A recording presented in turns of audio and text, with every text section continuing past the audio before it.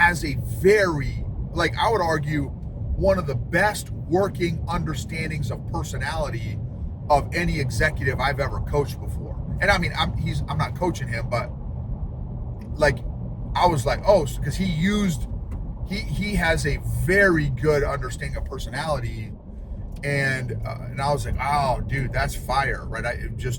He understands how to use it, right? It's, for him, it's a legit tool that he uses to connect with and develop other leaders. It's not just oh, hey, it's the assessment tool of the week.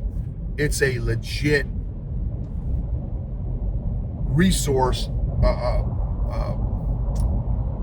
operating system, if you will, that he actively uses. Welcome to the EQ Gangster podcast, where you will learn practical tools to grow your mental and emotional health and intelligence to be the best version of yourself, both at work and at home. It is real, raw, and transformational. The journey of emotional growth isn't easy, but it's worth it. I believe in you.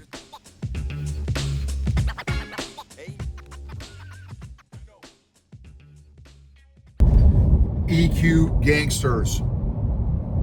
This episode is going to be about another one of my BD appointments, business development appointments, and some lessons that I learned from said business development appointment with the number 2 guy of a $3 billion company, $3 billion international company.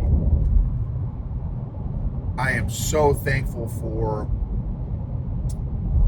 big semi trucks. I'm thankful for fishing, which is something I still gotta learn. I did a little fishing when I was a kid, but it's been a long time. So that's something I wanna pick up. Man, I'm thankful for tradesmen, people that know trades. So thankful. And that's all other stuff I'd love to learn at some point too. I don't know. I'm just clueless. My dad was an ER doctor, and we didn't really live close to any other folks that did any trades. And quite frankly, when I was a kid, I was so into sports, basketball, football, that I don't know that I would have had the attention span to learn any trades. I think my dad attempted to teach me some stuff, and I just, at the time, just had no interest, which I'm bummed about. I wish I had taken the time to learn some of that stuff, because it's those skills are just awesome. So I'm also thankful for, man, all the people that make our country go. All the small business owners. I'm thankful for entrepreneurship. Oh my gosh, so thankful for entrepreneurship. I'm thankful for our country. I'm thankful for freedom. I'm thankful for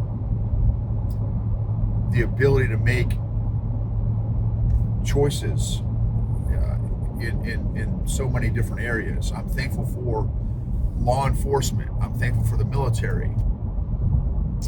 I am not thankful for all the political BS that gets into law enforcement and the military.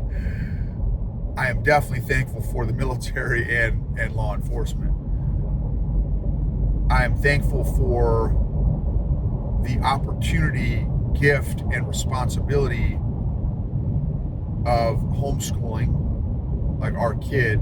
Absolutely so grateful that we homeschooled our daughter for 12 years, from kindergarten until all the way through graduation.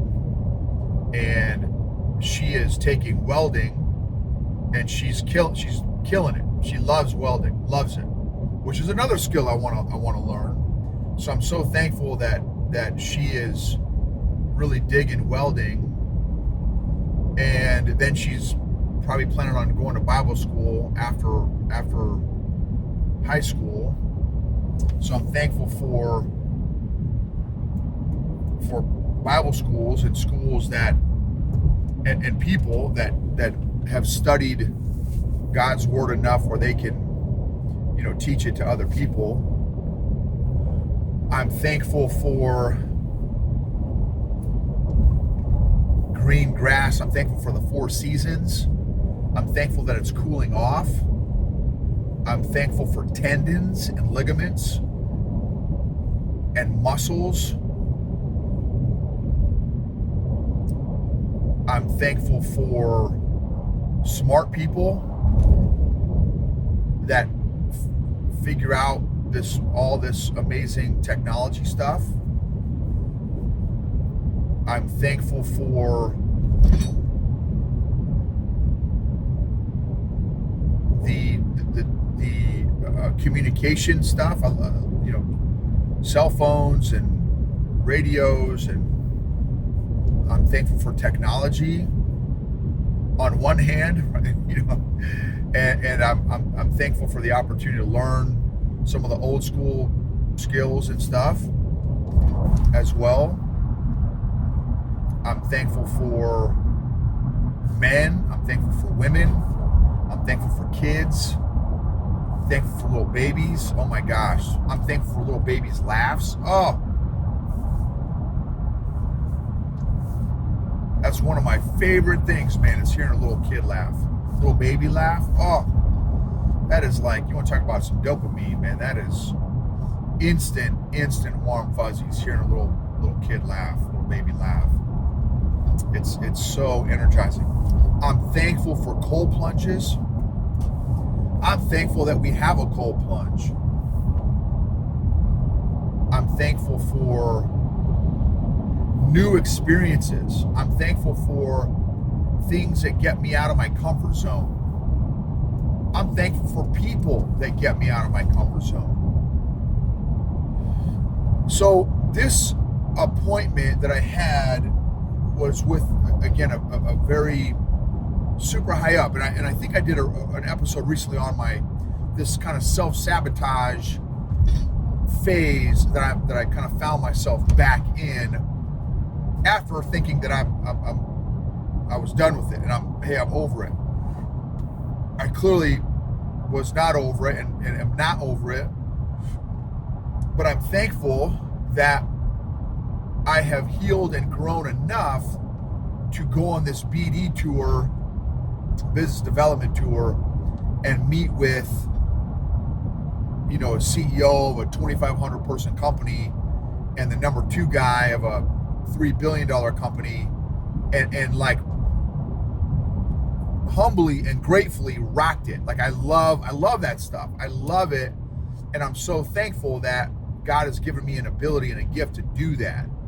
And that I've healed enough from my self-sabotage journey that I at least have the confidence to go into these meetings with confidence and strength and I don't know, proper mindset or whatever, you know what I mean? Like when I'm in there, I'm not in self-sabotage mode. I'm in add value mode and learn mode and listen mode and ask question mode. And so anyway, so I'm so grateful that I've grown enough from my self-sabotage. I still have more to grow, but that I'm because I know I added value to both of those senior leaders during the actual, like I know that they both left thinking and feeling like, man, it was so great to reconnect with Noble. Like I know it, and I'm so grateful and humbled about that. And that, for both of them, I know there's going to be deals coming out of those because they both want me to send them a proposal for coaching stuff, coaching services, and that kind of thing. And so for me, I know it's a done deal because of the relationship I have with them, and it's just a matter of figuring out the number, right? What they want, right? Exactly what they want. So that'll be a part of it, which we'll figure it out. We'll go back and forth enough times to figure it out, and then it's just agreeing on a number, and which will also be easy peasy. So I know that these are 2 new deals that I'm so grateful for. So that was a big lesson for me with this trip and this, both these executives, but this one in particular too.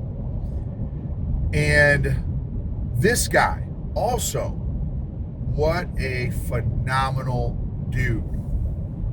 Phenomenal guy. And also somebody that I'd love to interview on my podcast, because he's a tremendous leader.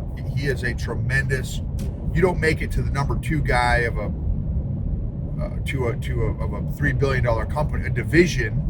It's a much larger company than $3 billion, but the division that he's the number 2 guy of is $3 billion. To give you some perspective, this is a monster international company. And so, but anyway, so sitting down with him, like it was so great. He early on in the I always start with, hey dude, how are you doing? Tell me about your, what have you been up to? How's the family? How's your wife, the kids? Like, give me the update. And because there's somebody I met before quite a few months ago, gave me the update, asked some questions, a little bit more questions about the family and stuff. And in him describing the family and kind of updating, he brought up his faith and his relationship with the Lord and stuff. And so, right, it's when someone does that, well, that lets me know that's important to him. Well, that's also important to me. But I don't, I know when to bring it up and when not to bring it up, right, based on the conversation and stuff like that. So, but he initiated and brought it up. So, that was something we talked about. We talked about our faith, which was awesome. So here's this big, giant baller executive who, and I asked him, because he's a dominant personality, for those of y'all with the DISC model, dominant, influencer, steady, conscientious. He's a dominant personality with I also. So I'm high I with some D. He's high D with some I, and then also a little bit of C and no S. He has no S. So I said, and I told him, I said, I'll call him Mike. I said, Mike, dude, for being a strong D, you have some great people skills. We kind of laugh. He's a little bit older than me, maybe a couple of years, but we're pretty close in age. And he's like, well, he's like, man, I appreciate that. He's like, some of that is my I, because I have a decent amount of I. He said, but also my faith informs my values. And so, that's been a huge factor for me as well. And he also is a lifelong learner and is constantly growing himself. So, I would argue, and I haven't done an EQ assessment on it, but I would argue if I assessed him, he would have a very high EQ. And so that was neat. And then so another lesson was, just his knowledge of and understanding of the personalities, right? Many companies, oh yeah, we do DISC, we've done DISC, we've done Myers-Briggs, or we've done fill in the blank of whatever the assessment tool is, but they don't do anything else with it. That's it. Like, oh yeah, I know I'm a D, or I'm an I, I'm an S, I'm a C. Okay, so what does that mean? Well, I just know I'm a D. Like, they just know the label, right? And I don't necessarily even like labels, but like, it's to help better understand who you are and how you roll. And he has a very, I would argue, one of the best working understandings of personality of any executive I've ever coached before. And I mean, I'm not coaching him, but I was like, oh, because he has a very good understanding of personality, and I was like, oh, dude, that's fire, right? He understands how to use it, right? For him, it's a legit tool that he uses to connect with and develop other leaders. It's not just hey, it's the assessment tool of the week.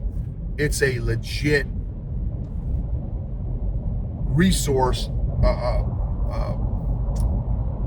operating system, if you will, that he actively uses, which that's powerful. That's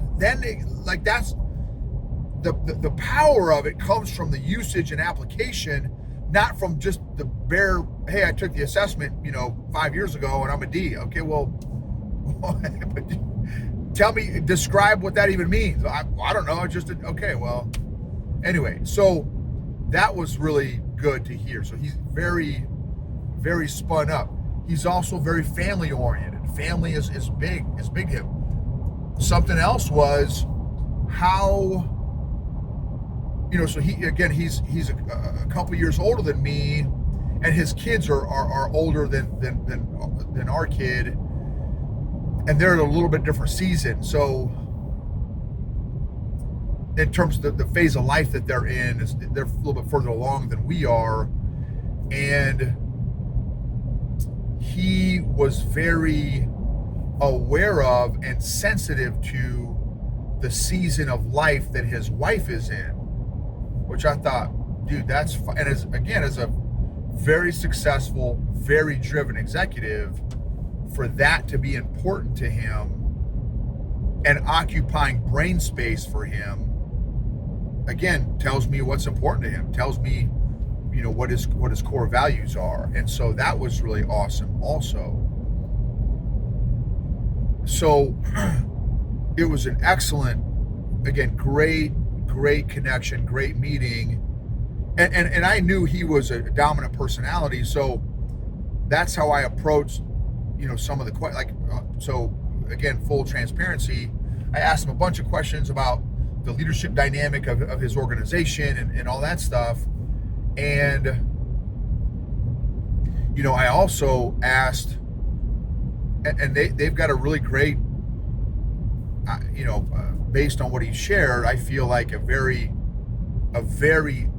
solid leader awareness, leader development awareness. Could there be some tweaks and fine tunings and stuff? Absolutely.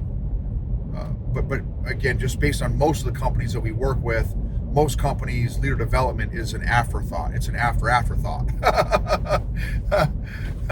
Well, if we get around to it, maybe we'll, spend 5 minutes telling them about time management. That's like their idea of leader development. So, these guys definitely have a fairly built up leader development program. So that was great. But one of the questions I asked him was, so based on all the stuff you have going on, and I told you a little about what we do as Arrowhead, kind of our niche, our specialty is emotionally intelligent leader development. Based on your understanding of EQ and your leader development program and your understanding of what we do at Arrowhead, how do you see us possibly adding value to your organization? And he's like, and he answered. He's like, okay, well, I think, so he threw out some pain points, a couple pain points, and so that was great. And so, he's like, if you could put a proposal together for me that I can look at. And I said, dude, no sweat, no problem at all. And so, but again, as a dominant personality, like you gotta get down to business at some point, right? And obviously, after we talked about family, which we had talked about in a previous conversation, then we did get down to business and talk leadership stuff. But I asked that direct question. Hey, it sounds like you got a great leader development program. Do you need us? Is there a way that you see that we could add value to you based on your understanding, right? So how can we add value to your organization based on our specialty being emotionally intelligent leadership? And so anyway, and that was great. He answered that very accurately and directly. And so, we'll be able to hopefully put together something that's going to be it will scratch the itch that he needs scratched from his leader development purge. So again, just more great lessons from him and just sitting down with him, humble yet incredibly confident. Humble yet incredibly confident, and still growing and developing as a leader. So thank you for being a part of this journey. Unaddressed emotions don't get better over time, they will actually compound. Unaddressed emotions don't get better over time, they will actually compound. What happened to you in your childhood is not your fault, but it is your responsibility to heal and grow from. What happened to you in your childhood is not your fault, but it is your responsibility to heal and grow from. A victim mindset puts you in a place of weakness. You can't do anything when you put yourself in a victim mindset. When you take ownership, then you can do something about it. Then you have the power. You put the power back in your hands. Thank you, Arrowhead -leadership.com for sponsoring this episode and being a part of this journey. Eric, very grateful for his leadership. If you need workshops, training, coaching, leader development, communication, conflict resolution, emotional intelligence, skinny, generational leadership training, because you are in a multi-generational workforce, please hit us up, noble@arrowhead-leadership.com. You can check out our website at arrowhead-leadership.com. Thank you again for being a part of this journey with me and letting me be on this journey with you.